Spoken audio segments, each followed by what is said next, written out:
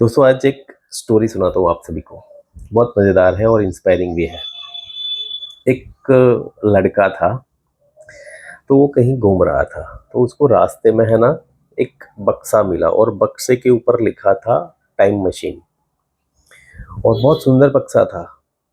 तो वो लड़के ने वो बक्सा उठाया और उसको खोलने के लिए गया, लेकिन उसके ऊपर एक और चीज़ लिखी थी कि इसको अपनी जिम्मेदारी पे यूज़ करना, मतलब use this at your own risk.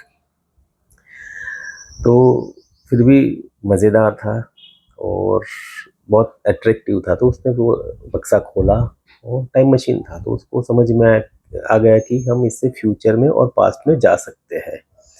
तो क्या किया उसने, पहले उसने एक बटन दबाया और वो पास्ट में चला गया। दोस्तों ये स्टोरी है लेकिन बहुत खूबसूरत है, आपको मज़ा आएगा सुनने में। तो वो पास्ट में चला गया और पास्ट में जब जाता है ना तो देखता है कि वो कहीं एग्ज़ाम लिख रहा है और एग्ज़ाम में कुछ याद नहीं आ रहा है, वो फेल हो रहा है। फिर दूसरी चीज़ दिखती है उसको कि वो किसी दोस्त के साथ लड़ रहा है और ऐसी बहुत सी चीज़ें उसको दिखी जो प्लीजेंट नहीं थी।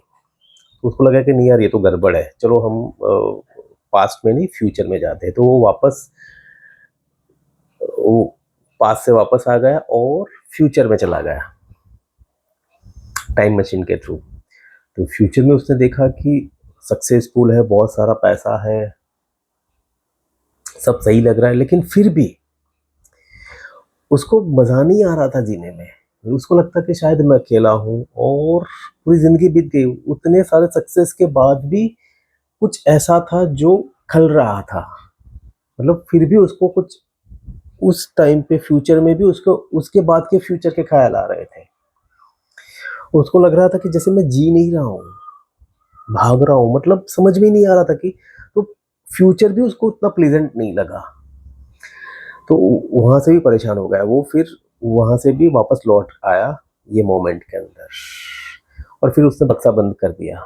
तभी उसकी नज़र एक सामने एक छोटा-सा लड़का था, वो खेल रहा था, उसके ऊपर पड़ी, जो मट्टी में खेल रहा था और वो बहुत ही मतलब खुश था, वो पूरा इन्वॉल्व था अपने खेल के अंदर।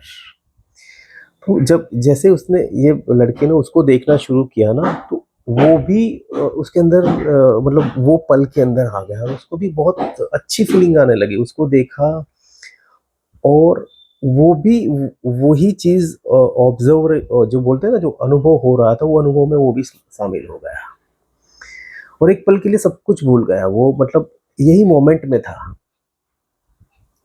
तो जैसे ही वो अनुभव उसको हुआ ना, तुरंत उसको एक चीज़ समझ में आई कि ओह माय गॉड! ये टाइम मशीन तो हम सबके पास है। वो क्या है? वो दोस्तों हमारा मन है, जो हमें पास्ट में और फ्यूचर में लेके जाता है।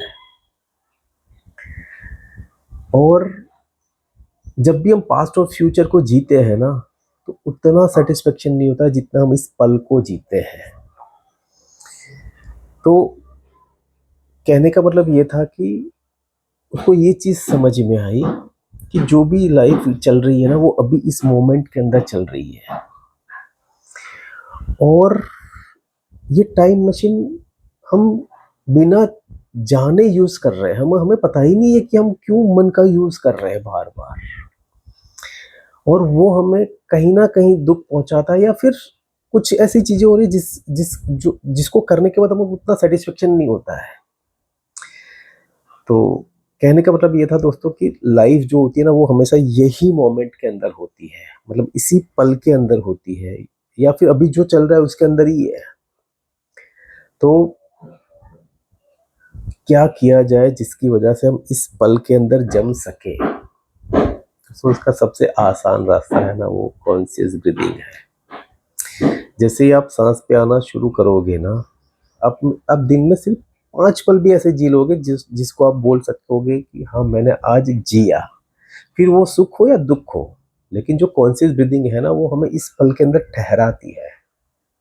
तो दोस्तों साँस एक बहुत बड़ा टूल है और इस स्टोरी के थ्रू मैं सिर्फ़ यही बोलना चाह रहा था कि ये आती-जाती जो साँस है ना, उसके ऊपर थोड़ा-सा भी ध्यान दिया ना, तो जीवन का लुत्फ़ उठाना हम शुरू करते हैं। नमस्कार।